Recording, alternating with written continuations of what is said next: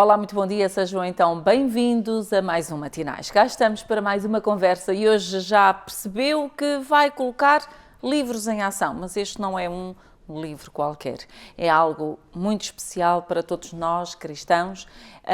Eu diria até que é sagrado, porque ele traz-nos a palavra mais importante, que é a palavra de Deus. Portanto, estamos aqui a falar da Bíblia.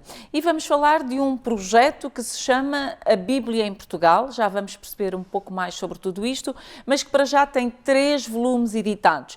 Este, que é o primeiro volume, fala-nos então de A Bíblia em Portugal, as línguas da Bíblia, e é um primeiro volume. Depois temos um segundo volume que nos fala de a Bíblia na Idade Média, e já perceberam que o tamanho vai aumentando, não é? Consoante o assunto. E depois o último volume editado, que é precisamente este que eu tenho aqui à minha frente, bem grandinho.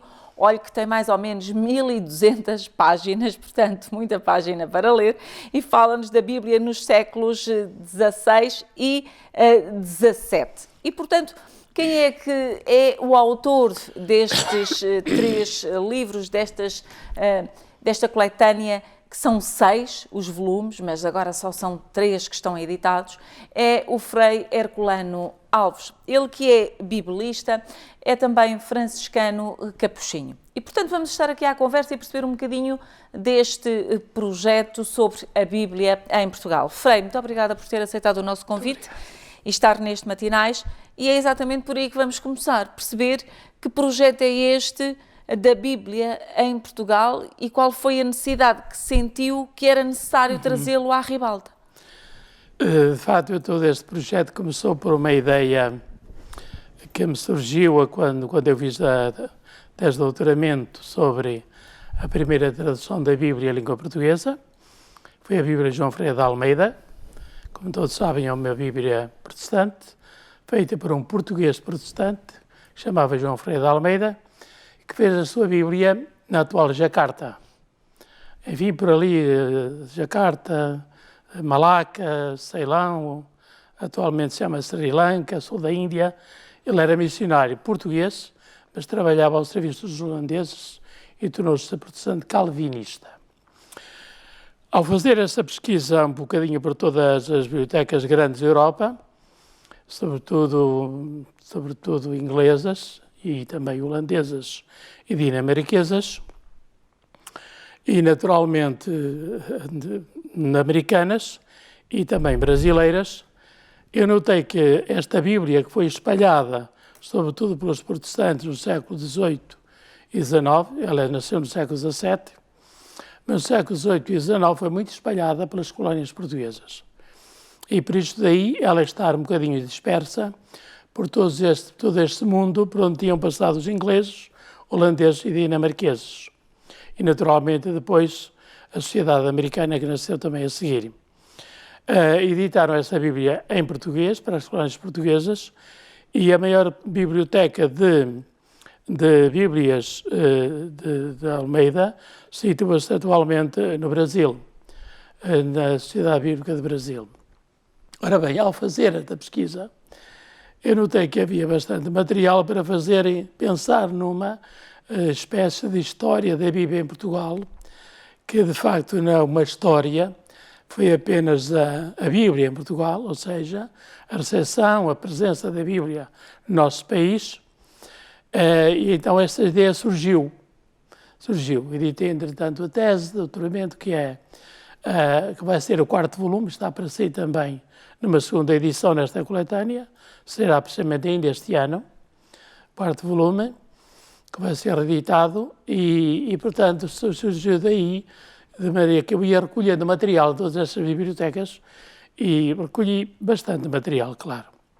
A partir daí tive que organizar, depois de alguns anos, uns bons anos de trabalho noutras coisas, eu organizei então este material e organizei por séculos, por épocas, porque naturalmente cada época tem uma maneira de ver a Bíblia, tem uma maneira de a dizer e de a fazer, e portanto, nesse sentido, eu dividi por épocas. Portanto, todos estes volumes tem uma ordem lógica, diríamos de caráter também um pouco técnico, na medida em que há uma certa homogeneidade em cada volume.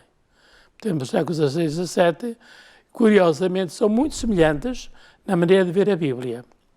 Mas toda esta coletânea sobre a Bíblia em Portugal situa-se um bocadinho não ao nível da Bíblia em si mesma, apenas do texto, mas da presença do texto da Bíblia em todos os aspectos da cultura. Portanto, este é um livro que fala da Bíblia na cultura portuguesa. Na cultura portuguesa. E o primeiro volume, o Frei optou por a Bíblia em Portugal, as línguas da Bíblia. Tem mais do que uma língua a Bíblia? Esta é uma pergunta que não é para rir. Mas acho graça, porque há muita gente que faz estas perguntas. De facto, eu digo aí 23 séculos de traduções da Bíblia. Porque a Bíblia, como é natural, foi sendo traduzida à medida que as grandes culturas se iam desenvolvendo. Ou seja, os grandes impérios, como mudavam as línguas, era necessário mudar também as traduções da língua. Como todos sabem, os espectadores sabem isso, as línguas originais da Bíblia são, sobretudo, 3. Portanto, é o hebraico, depois o aramaico e o grego. Há o grego da 70, que é um grego um bocado complicado, e há o grego depois da Koiné. Portanto, há um grego do Antigo Testamento e há um grego do Novo Testamento. São gregos um pouco diferentes até do grego clássico, naturalmente. Ou seja, tudo isto é tratado neste primeiro volume, em que, à medida que se fala das mudanças das culturas e das diferentes traduções que vão fazendo-se quando muda a cultura, por exemplo, estou a pensar, quando o Império Persa invadiu a Palestina e a Palestina ficou sob o Império Persa, começou-se ali a organizar o texto bíblico. A organização do texto bíblico atual não foi no tempo de Jesus, não é? Embora já começou antes a organização do texto. E começou na organização do Império Persa, que depois, naturalmente, veio um outro império a seguir. Foi o Império de Alexandre Magno. Então, Alexandre Magno, como era de cultura grega, foi necessário traduzir a Bíblia para grego.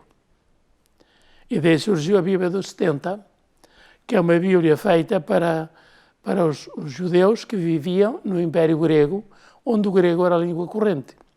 E nestas traduções que vão sendo feitas da Bíblia, até pela questão cultural e estando em sintonia, por assim dizer, Frei, foi sentindo que traduzimos não só aquilo que é o escrito bíblico, mas depois também a culturação que cada altura de época nos traz? Naturalmente, há uma aculturação muito importante, que se nota sobretudo nas 70. A Bíblia dos 70, que podíamos fazer aqui um programa sobre a Bíblia dos 70, toda ela é uma outra Bíblia. Ou seja, além de fazer a tradução, faz também um pouco de interpretação. Por isso é que a Bíblia dos 70 tornou-se a Bíblia dos cristãos. Até porque os primeiros cristãos falavam grego. E as citações, normalmente, do Novo Testamento, em grego, já da Koiné, do grego comum, foi citada conforme o grego das 70, porque as traduções já estavam feitas. Quando traduziam as profecias hebraicas, queriam traduzir a profecia hebraica do Antigo Testamento, eles traduziam para o grego das 70, que já é um grego diferente. E um grego que já não apenas traduz literalmente o texto, mas faz já uma certa interpretação. Depois passou-se para o Império Romano. Naturalmente, o Império Romano tomou conta desta bacia mediterrânica até à Pérsia, não é? E então foi necessário traduzir a Bíblia para o latim. E temos a Vetus Latina.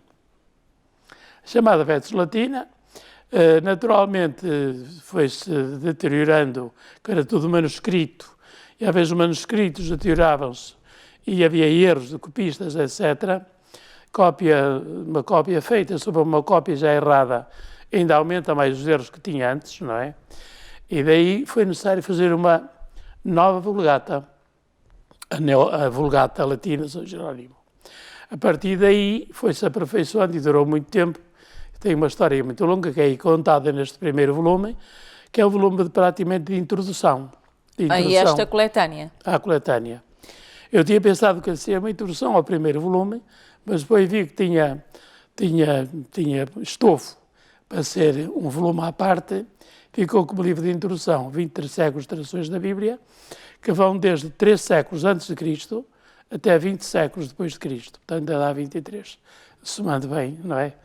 Matemática. Muitas traduções. Olhando para o segundo volume, já nos conta aqui um bocadinho... Já entramos em Portugal. A Bíblia na Idade Média, não é? No nosso Portugal, como é que era? Já começa na Alta Idade Média. E aqui já apanha um pouco como é que andava a Bíblia e que influências tinha na cultura, na primeira evangelização da Península Ibérica, sobretudo a partir do século V e VI, e já do século VI, começa a aparecer alguns escritos, naturalmente com a evangelização que se fez na Península Ibérica, e esses escritos, essas Bíblias, esses códices, como se diz, e esses manuscritos, que ainda não havia naturalmente a imprensa, não é? Foram-se transmitindo e fazendo Bíblias, não é? Partes da Bíblia, normalmente. Ora, estas Bíblias estavam sobretudo em mosteiros, que era onde se rezava o ofício divino, com livros muito grandes, não é? Com letras muito gordas, todos iam para o mesmo livro. Todos esses códices existem nas grandes bibliotecas, e nós temos alguns que eu cito naturalmente também aí, porque nesta coletânea Bíblia em Portugal eu marco a presença de diferentes livros, tratados, diferentes espécimes de tratados, cada biblioteca ou de respectiva cota. E neste nem livro... podem ser consultados por qualquer pessoa que queira ver determinado livro da respectiva biblioteca. E neste livro, Frei, o que é que nos conta sobre a importância da Bíblia nesta Idade Média? Que papel é que ela tinha perante a nossa sociedade? Na Idade Média foi, de facto, a Bíblia que deu, diríamos, um rosto específico à nossa cultura cristã. Diríamos que o Portugal nasceu cristão por causa da Bíblia. A partir dos grandes mosteiros, a partir das grandes catedrais também, sobretudo Braga, Évora e também Coimbra, surgiram, diríamos, esta literatura que era guardada nessas bibliotecas e aí, porque era necessário fazê-la, Mosteiro de Santa Cruz de Coimbra, Mosteiro de Santa Cruz de Alcobaça, todos estes mosteiros tinham grandes bibliotecas com todos esses livros bíblicos, e não apenas livros bíblicos, mas também sobre Bíblias e comentários antigos da Bíblia, da patrística, naturalmente, os primeiros padres da Igreja deste século II. Olhando para este terceiro volume, que é mais ou menos 1200 páginas, não é? E que nos fala da Bíblia já nos séculos XVI e XVII. O que é que encontramos aqui no interior destas páginas? No interior destas páginas encontramos uma imensa proliferação de livros, não somente sobre a Bíblia, porque de facto Bíblias, nesta altura, Bíblias completas não tínhamos nenhuma. Veio no século XVII a Bíblia de João Ferreira de Almeida, mas como era protestante, não foi aceite em Portugal. Entraram alguns livros, mas eram controlados, não é? E então não tínhamos nenhuma Bíblia propriamente completa, traduzida em português. Então nestes livros apenas se fala de livros escritos sobre determinado livro da Bíblia. Por exemplo, um tratado sobre Esther, sobre Job, sobre qualquer livro da Bíblia. Eu tenho aí imensos índices sobre isto, juntando, por exemplo, livros, no capítulo 23 e 24, os livros que eram mais comuns. A literatura bíblica mais comum era, sobretudo, o Gênesis e os Salmos. Há uma quantidade enorme de bibliografia de livros que trataram dos Salmos e do Gênesis. São livros mais, curiosamente, outros, sobretudo no capítulo 23 e 24, vê-se isso, outros livros da Bíblia não mereceram quase nenhuma atenção. Há livros da Bíblia porque não eram conhecidos, porque não tinham uma grande mensagem teológica, porque não eram simplesmente usados. O livro dos Números é um pobre livro que não teve quase nenhum comentário, nos seus grandes comentários, diríamos, em latim, alguns comentaristas em latim.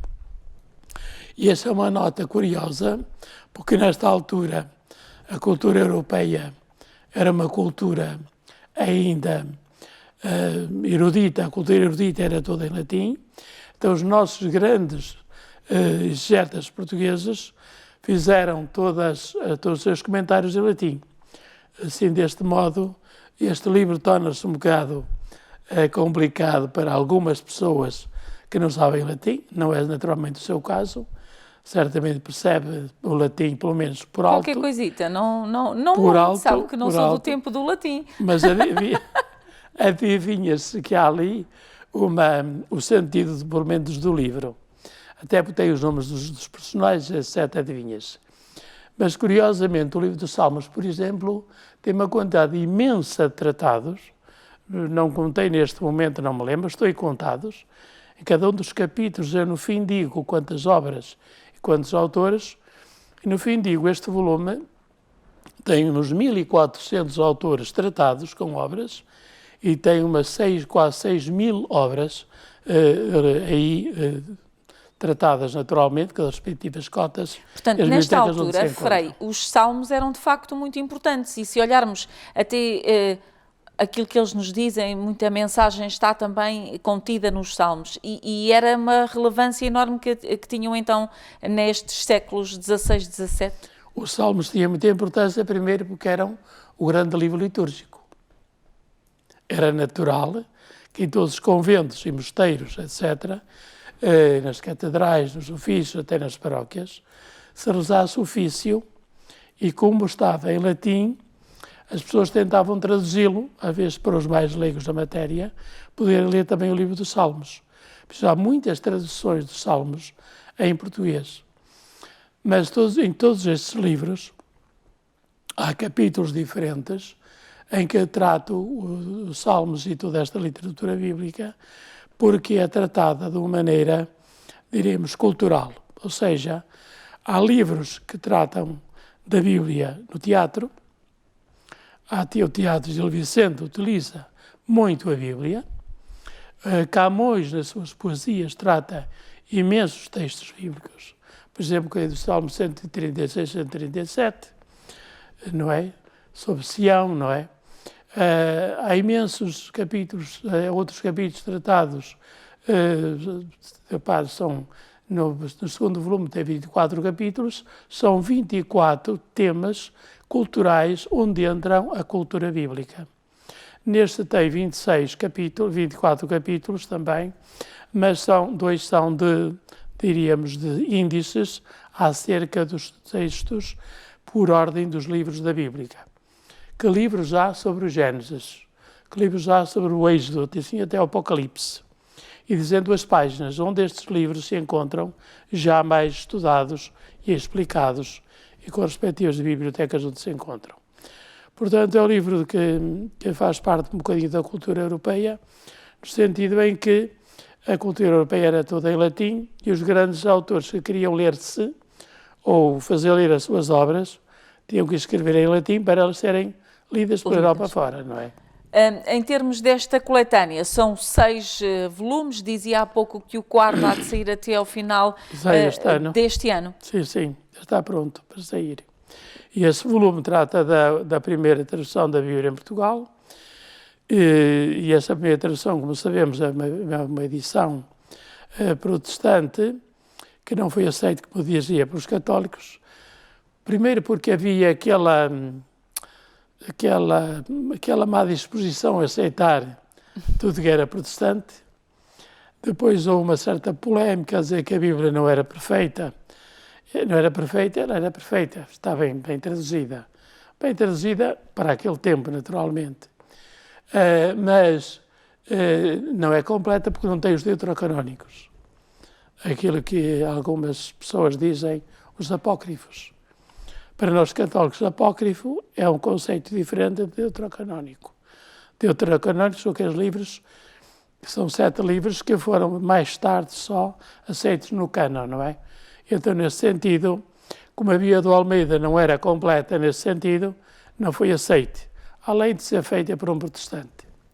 Mas isso já acabou, já não, ninguém liga a isso. Felizmente, neste momento ecumênico em que vivemos. Então, essa Bíblia é que deu aso a toda esta coletânea, não é? Diríamos, ao fazer este estudo que me levou a 3 continentes, eu vi que havia matéria para fazer um estudo como este em Portugal. Quando é que pensa que a coletânea estará toda completa e, portanto, editada, Padre? Estou a trabalhar o Frei. 5º volume.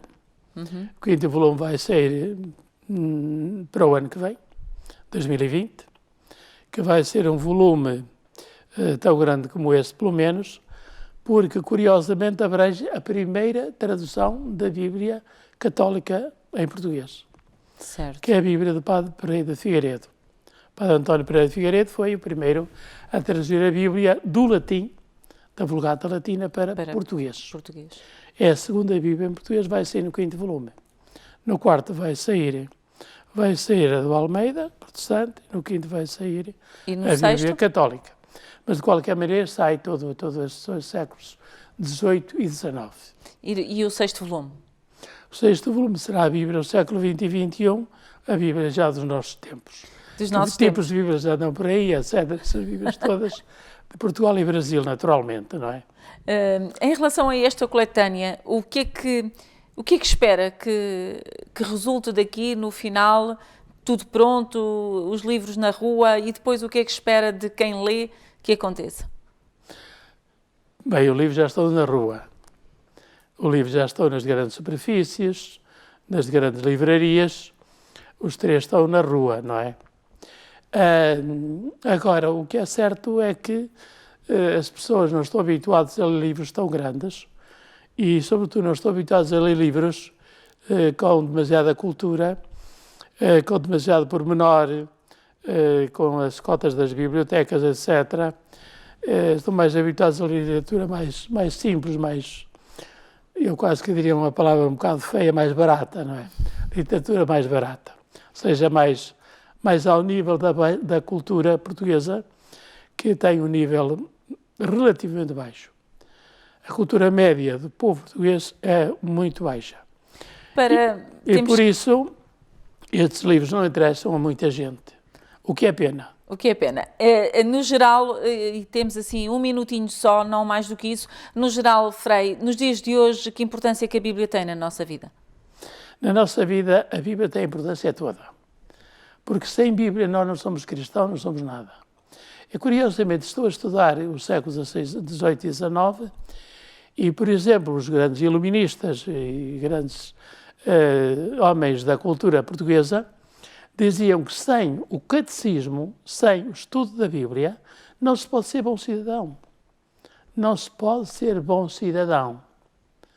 Olhando a nossa cultura de hoje, da violência, da guerra, das guerras de família, das coisas de escolas, da violência que há nas próprias escolas nos jovens, eu vejo que falta-nos isso que dizia no século XVIII e XIX, falta-nos a cultura da Bíblia. Falta-nos o livro da nossa referência cultural e da nossa nascença, diríamos, nós nascemos da Bíblia. A Europa nasceu da Bíblia. Curiosamente, e já sabem muitos isso, no próximo ano, 2020, teremos um grande congresso sobre a Bíblia como raiz da cultura europeia, que vai ser feito aqui em Portugal pela primeira vez, um congresso sobre a Bíblia. E nesse sentido, nós não temos os valores que a Bíblia nos dá e por isso temos a sociedade que temos. Porque descuidamos o estudo das nossas raízes, não é? Além disso, eu queria acrescentar mais uma coisa, que esta coletânea é um modo de fazer que a Bíblia esteja presente na cultura portuguesa. Eu sempre me dediquei um pouco à cultura bíblica, teológica, literária, também estou metido nas letras, E, nesse sentido, sempre me interessei pela cultura. Fui professor da Universidade de 25 anos, andei sempre metido nisto. Mas, de qualquer maneira, uma coisa que me doía, eu vou a uma biblioteca e a Bíblia que lá aparece são Bíblias ou de umas seitas que nem são cristãs, que não digo aqui o nome para não dizer mal de ninguém, nem são Bíblias, uma espécie de Bíblia que nem são cristãs, ou então de Mormons, não sei quantos, outros livros, não sei quantos, ou livros contra a Bíblia. Mas agora fica a marca a Bíblia em Portugal, correto? Fica aqui muito bem, Frei, não temos mais tempo para mais conversa. Cultura. Era muito bom termos, mas não temos. Muito obrigada por ter vindo. Obrigado é assim também. que chegamos ao final deste Matinais. Estivemos então a conhecer este projeto, esta coletânea, a Bíblia em Portugal. 3 volumes já estão cá fora. Este é o último, é o terceiro e, portanto, ele até fica sozinho em pé porque são 1200 páginas de muito conhecimento. Até amanhã, fique bem. Estamos em sua casa, estamos no seu coração. Somos Ângelos TV, a televisão católica portuguesa.